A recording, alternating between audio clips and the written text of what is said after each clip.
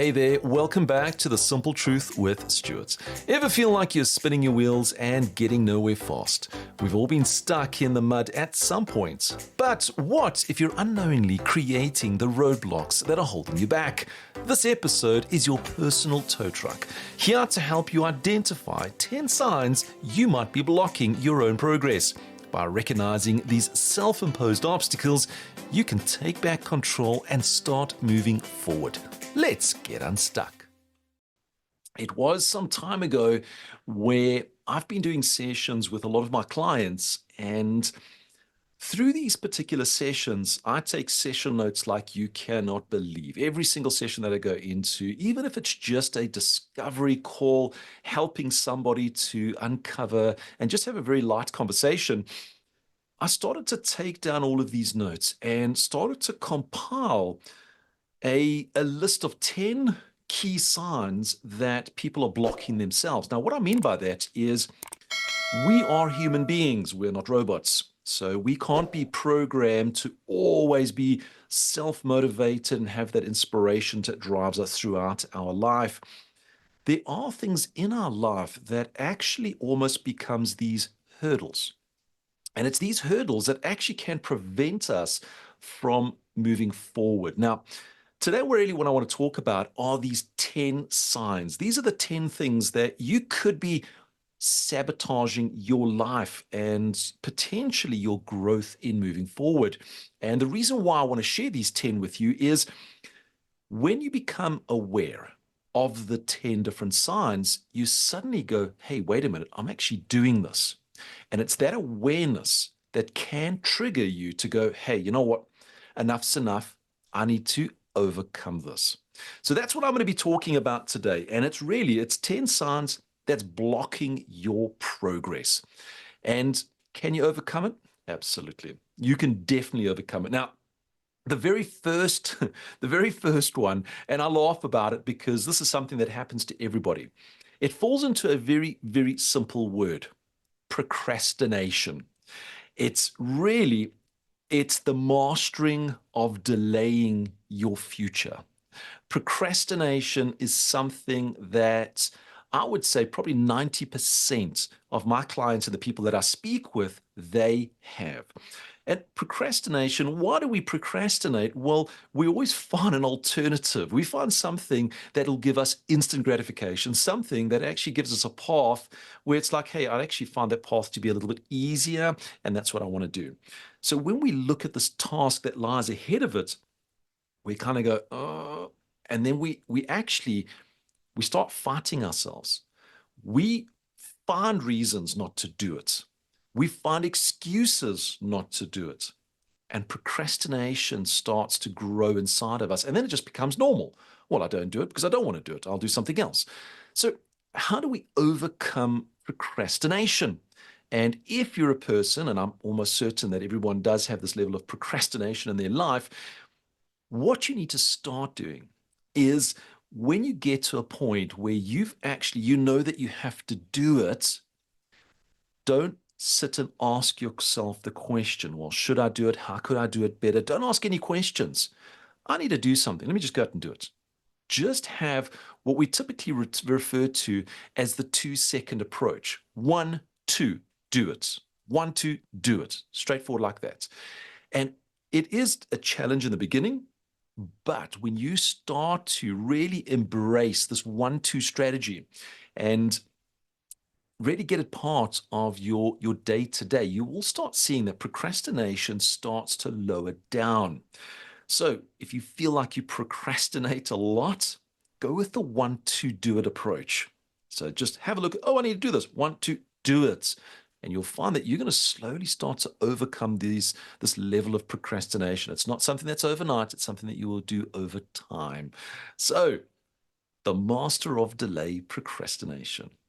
The second one, and this is something that we tend to do because we feel a little bit embarrassed, and it's the lack of accountability.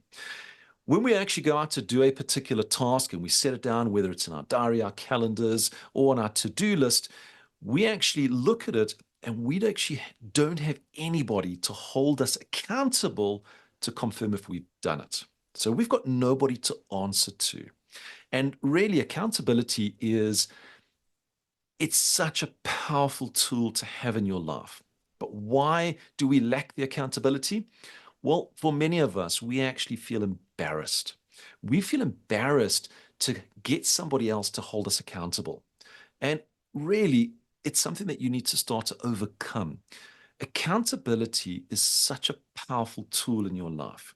And you don't have to do it in a manner that is a command and control. Hey, did you do it? You need to do a type of accountability partner. It can be something in a social type of environment. You could actually do it with friends and family, maybe even part of a social or networking group. And ultimately, what you can do in those particular groups or those particular environments is you share what you're wanting to do in the next week or month and have it in an open conversation. And when you just have that conversation with somebody, ultimately, you're starting to ignite a level of accountability inside of yourself because you've told somebody you're going to start creating a fear. Hey, what happens if they actually ask me, did I do it? Well, start having those little groups, those conversations and sharing it. But make sure it is with a group of individuals that you're going to meet on a regular basis. So partners, friends, social environments, business groups, masterminds, etc. You schedule once a week just to have social conversations, and you make it part of your conversation to share what you're going to do in the upcoming week. And in the same breath, they are going to say, so how did everything go in the week? And that's that level of accountability that can actually come up. So the second one that really stops people from moving forward in life is the lack of accountability. And it's actually quite an easy one for you to overcome. So just find those groups, find somebody that you can meet with on a weekly basis, and truly you will see how your progress will start to move forward in life. Now, the third one is really one that it can actually become quite a challenge, and it's the fear of change. As human beings, we don't like things to change. We like the same routines over and over again. Change gives us this level of fear because it's the fear of the unknown. We don't know what's going to happen. That's why when people are changing jobs or going into new relationships, they tend to almost close in the beginning because as the change, routines are going to change. So that fear of change is within all of us because it's the unknown. And that is really the root of it. It's the unknown. But what I really want you to do is when you get into a situation where change is inevitable, you have to go ahead and do that change. Look at that change as an opportunity for growth. You reframe it in your mind. Hey, I actually need to go to, let's say, a new shop that I've never been to. I don't know where the aisles are. I don't know where anything is in the actual shop. And that can be a level of fear. But use it as an opportunity of growth, exploration. And what you'll actually get out of it is you'll start to get excited. Now, here's a great thing. When you learn to face your fears and accept change, life becomes exciting because you're always looking for something new and what you can do every single day. So look at that as a huge, huge positive. So the third one is the fear of change. And really, it's just to overcome that growth factor that you are fearing to actually move forward. So make sure that you face it head on and see it as an opportunity. You just reframe that. The fourth one is one that really we do a lot of it, and it's called negative self-talk. We have a lot of time in our day where we're by ourselves, and it might be that you're in an environment with people around you, but you're by yourself, and in your mind, you're busy going through any any kind of thoughts in your mind. And ultimately, we start to create this negative self talk. Now, negative self talk is, hey, I'm actually going to phone this client, but this particular client, they could give me this, hey, how did you get my number? Or, hey, I don't want to speak to you today. Or you start to create negative outcomes that haven't even happened as yet. And ultimately, what you're starting to do is you're actually becoming a person to start self-sabotaging yourself. So negative self-talk is something we all do it. But what we need to do is when we have these negative self-talks, what we actually need to do is we need to start to reframe and we need to convert them into positive. And this is something that I actually started to implement many, many years ago. And it actually works quite well. And it's called positive affirmations. And really, the positive affirmations is I can do this, I will do this, I can be successful, I will be successful. Having something as simple as that in those moments where you're actually starting to have those thoughts, all you do is have a positive self affirmation on hand. You can have it written down so that you can read it. And really, the power of it is you need to get to a point of being able to memorize it and just repeat it 5, 6 times. And what that starts to do is it really starts to create this positive way of outlook on the way you actually think. We all do this negative self-talk, and it is something that you can eliminate by just having these positive affirmations. So if you're a person that does it, just go out and write something positive. I can do this. I will do this. I can be successful. I will be successful. And that's one, as you can hear, is one that I've used many, many times. And when I get to a point where I've got to phone a client, meet something, or do something, I can do this. I will do this. I can be successful. I will be successful. And then I go ahead and I just do it. And it's amazing. Just that positive affirmation, it starts to eradicate any negative self talk in going forward. So if you suffer from this negative self talk, find yourself a positive affirmation, write it down, and have it all over the place. Memorize it. In fact, tattoo it on your left arm so that you never forget it. Just make sure that you can overcome that negative self talk because it will sabotage your life in going forward. The fifth one, and this is something that unfortunately in life we were never told or taught how important it is to have goals. In fact, through our youth, when we were starting to grow up, we had these goals, we had these dreams, and through peer pressure, friends, family, business colleagues, etc., they would almost say to you, hey, you can't do that. Oh, don't be ridiculous. That sounds crazy. So the fifth one is the lack of goal setting. You see, because over our youth and the teens, we had these greatest inspirations of wanting to do things, but the people around us weren't really supportive of it. So ultimately, what we did is we actually fell out of setting goals. And we just started to get into the mundane path of just waking up in the morning and doing the activity that lands in front of us. And there's really no purpose, drive, or any focus or direction in that. So the fifth one is the lack of goal setting. There's no target, there's no direction. And this is something that as a coach, I make sure that we have clarity around it, as well as self-belief on achieving those particular goals. Because when you can actually believe that this is the goal that I want, you have the clarity of it, you're going to find things are going to become easier and easier and easier. So a last little tip on the lack of goal setting is visualization. Now, visualization on your goals is not as much as what you can physically see with your eyes, but it's what you can see when your eyes are closed. So what you can actually do is when you're actually going ahead and you want to set up those particular goals, write it down on a piece of paper, share it with someone, get excited about it, ask yourself, why is this goal so important to you? Then what you do is you actually close your eyes and see if you can visualize it with your eyes closed. And when you can start to visualize it with your eyes closed, what you're actually doing is you're actually starting to reprogram that subconscious mind to start believing in it. You can see it internally, you'll start feeling it internally, and you're going to start seeing that when you open your eyes, you're going to start to see the path that lies ahead of you. So the fifth one is the lack of goal setting. So many of us, we actually do it. And the reason for it, it's not something that was on your shoulders.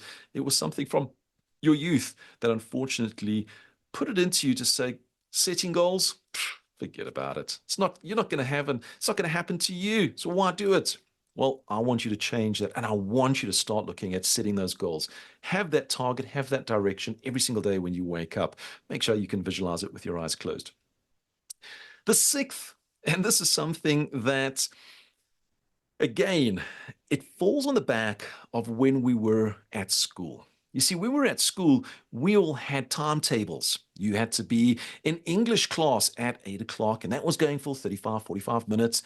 And then the bell would ring, and then you would go into the next class, and then you would go into the next. And there was a very structured day for you. And ultimately, the reason for that structured day was to help you to achieve the outcome, which was passing school. But ultimately, what happens is we leave school, we didn't like that control environment, somebody telling us that we need to do this at a certain time to achieve a certain outcome. We didn't like that. And we get into that rebellious stage. We come out, we then go into college, universities, and we've got the freedom. And what's the first thing we do? Is we throw out the timetables. And then we get into the habit, and this is the sixth one, of poor time management. We don't know start times and end times in particular activities. So ultimately, what happens is we actually start to wake up later. We start to get to appointments later. We start to, hey, I don't have to do it today. I'll start doing that tomorrow. And ultimately, time management starts to fall away. In fact, we lose respect for time. So when we get into that little hole of poor time management, ultimately what starts to happen is we actually fail to do the activities that's going to move us closer to our goals. So what we really need to do is we need to bring back some form of control in our calendars, in our time, give some form of management. Now, you can do that with things like time blocking, whereby you'll actually say, hey, from 8 till 9, this is the task that I'm going to do, and schedule it up front. Remember, it's an appointment with yourself to do that activity to help yourself get closer to the goal. So, poor time management is something that we all do fall into every now and again, but when you can actually hold on to it and be in control of it, you will find that you're actually going to help you to move yourself forward. Now, on the back of that is I've had a lot of people say, hey, Stuart, this is great. I'm setting up my time, 8 till 9, I'm going to do this. 9 to 10, I'm going to do this. But now I've got 10 items to do in a day. Which one do I do first? Which one do I do last? Then we start to procrastinate. So you can see how everything starts to circle itself back around. And what you can actually do is when you've got this to-do list of lots of items, and that really starts to overwhelm you, to put that into your calendars so that you can get a better time management, is you can use a method that's called the Eisenhower method. And this is really where you look at the items and ask yourself, is it important and is it urgent? And if you give yourself answers, yes, yes, this is important, yes, this is an urgent, well, that's going to move up the line. If it's something that's, well, it's not that important and it's not that urgent, it's going to move down the line. And you can actually work that all the way through all those items. And the items that give you the two yeses, they're urgent and important, start with them first. And slowly work your way down until you actually get down to the end. So sixth one is poor time management. Make sure that you can actually be in control of your calendars. Make sure that you can actually be in control of your day, really. The seventh one, and this is something that as we grow in our age in life, we get to this point where we feel, hey, you know what? I know everything. And ultimately, what we get, and this is the seventh one, we start creating a resistance to learning. And ultimately, it's what we call as a closed mindset. We actually are limiting our growth. And ultimately, it starts putting us back. So, to put this into a real life example, and we can actually see how things have changed over the last, call it 15 years. It used to be something where technology was almost feared by everybody. There was a very small minority that grasped it. They said, we're going to embrace this technology because this is going to be the way of life. But because it's so new, they went out and they learned, they mastered how to use it. Those individuals today, really, people look up to them. They've actually included that technology into their life. The people that said, I'm not going to learn that, I'm going to resist that. Ultimately, what happens is because life over the last 10 to 15 years has moved into a technology space, and I'm sure you're going to see these people around you, they're going to go, oh, I don't know how to do that. I can't. That's technology. I can't do that on my phone or on the laptop or computer. That's something that I fear. You see, we have to convert ourselves into a growth mindset, something where you're going to learn something every single day. I started to embrace it. In fact, I fell into that trap of saying, hey, I'm arrogant. I know as much as I need to know. I can go through life in the way that I'm happy. And ultimately, what I found was it made me go stagnant. I then changed that by learning something new every single day. Simple. How do you do that? Well, you can listen to podcasts, you can read ebooks, books, you can even watch certain YouTube videos that's just giving you the information. Don't fall into the trap of watching the cats on a surfboard, but find something new every single day. And it can be something small. In fact, it doesn't even have to be related to your business. It could be something of a personal interest to you. Hey, I want to bake a cake. How do I go ahead and break an egg without the shells landing in the flour? How do I do that? Well, these are the little things that you go through. Change your mindset and become a growth mindset person. Remove that resistance to learning, because it's that resistance to learning that's going to actually start to push you back, which is really, really sad. The eighth one, and this one here, well, it's called unhealthy habits. You see, having unhealthy habits actually fuels your stagnation. It actually fuels you to not go forward. Why? Because you got into this habit, which is a unhealthy habit, that is maybe sleeping into 11 o'clock, eating unhealthy foods that really is just not giving you any kind of substance, and potentially going to bed at maybe 3, 4 o'clock in the morning. You see, all of these things becomes unhealthy habits. And it's these unhealthy habits that's actually have a negative effect on your physical body.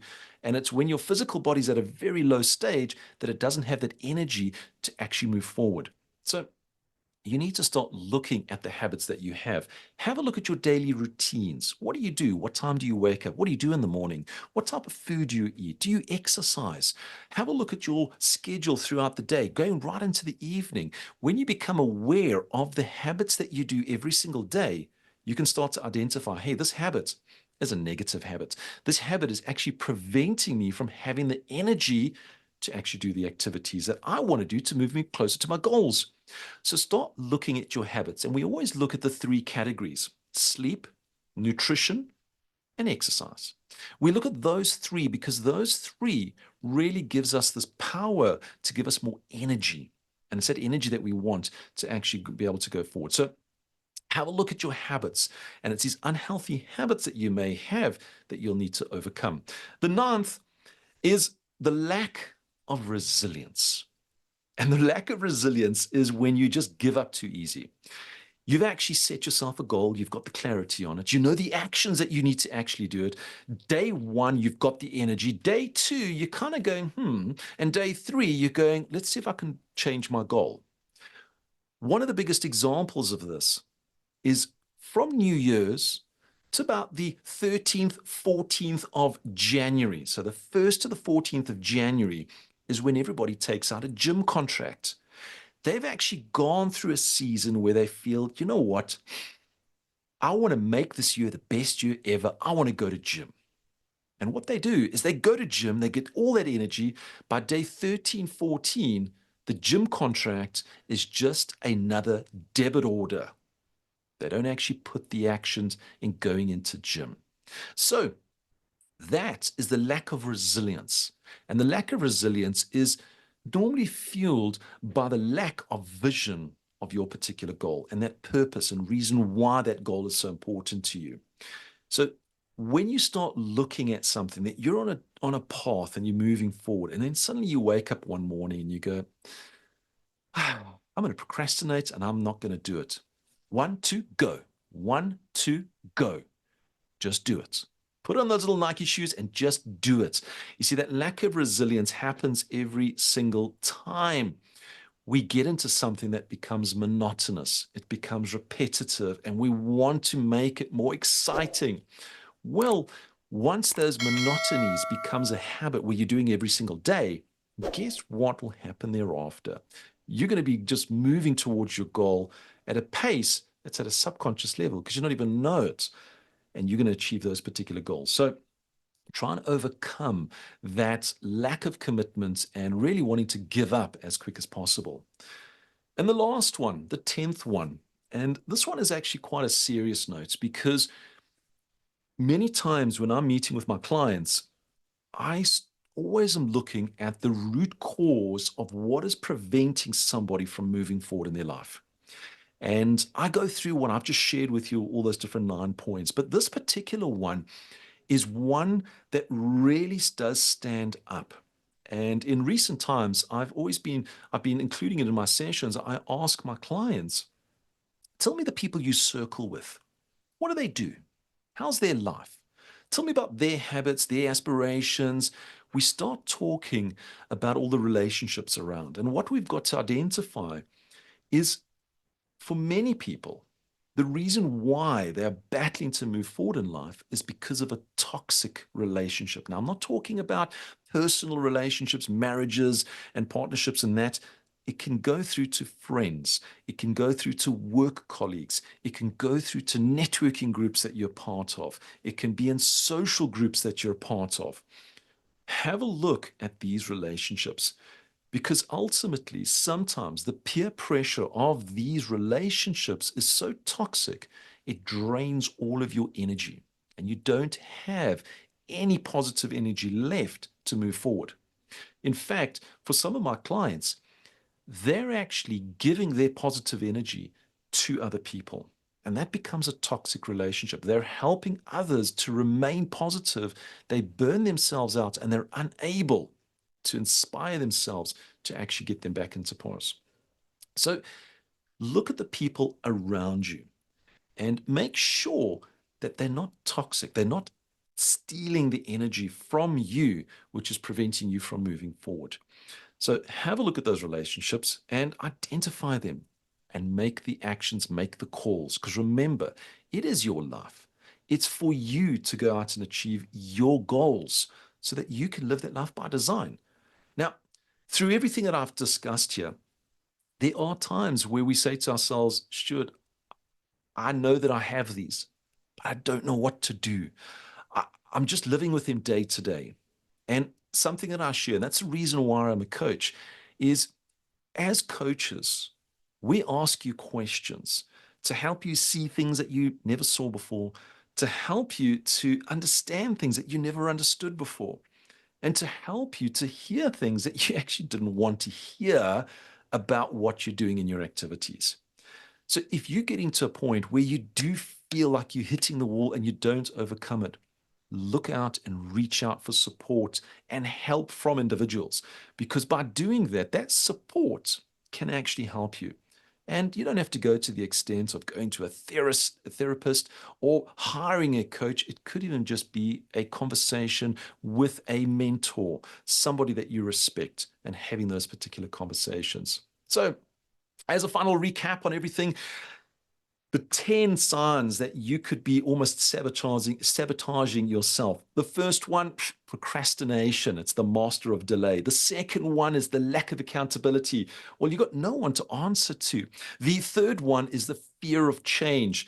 And this is that comfort over growth. The fourth one, negative self-talk, which is those inner circle critics, and you sabotage yourself. The fifth one, it's the lack of goal setting. So you've got no target, you've got no direction that you're actually going through to. The sixth one, poor time management. I'm trying to get all these numbers in my head here. So poor time management. And this is when time just slips away before you even think about it. Bam, the week's finished. Bam, the month's finished. Bam, the year's gone. The seventh one is that resistance to learning. Get that growth mindset that you can be in control of it. The eighth one, it's unhealthy habits. Make sure that you identify them and replace them with healthy habits. The ninth one, it's the lack of resilience. So you give up way too easily. So make sure that you push through it, because when you get to the other side, the grass becomes greener and you've watered it every day. And the last one is those toxic relationships. Just be careful of the people around you. Don't fall into the trap of saying everybody's toxic, because you could be the one that's toxic.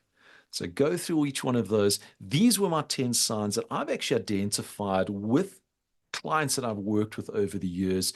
And really, if you're unable or you don't know how to identify them or overcome them, remember to reach out to either a mentor, a coach, or someone that you can have the conversation so that you can start moving forward and achieving those goals and really be in control of your life. So you've learned the 10 signs you might be stuck in the mud. Remember, awareness is the first step to progress. By identifying these roadblocks, you can clear the path and achieve your goals. Stay tuned for more inspiring content to help you move forward on The Simple Truth with Stuart.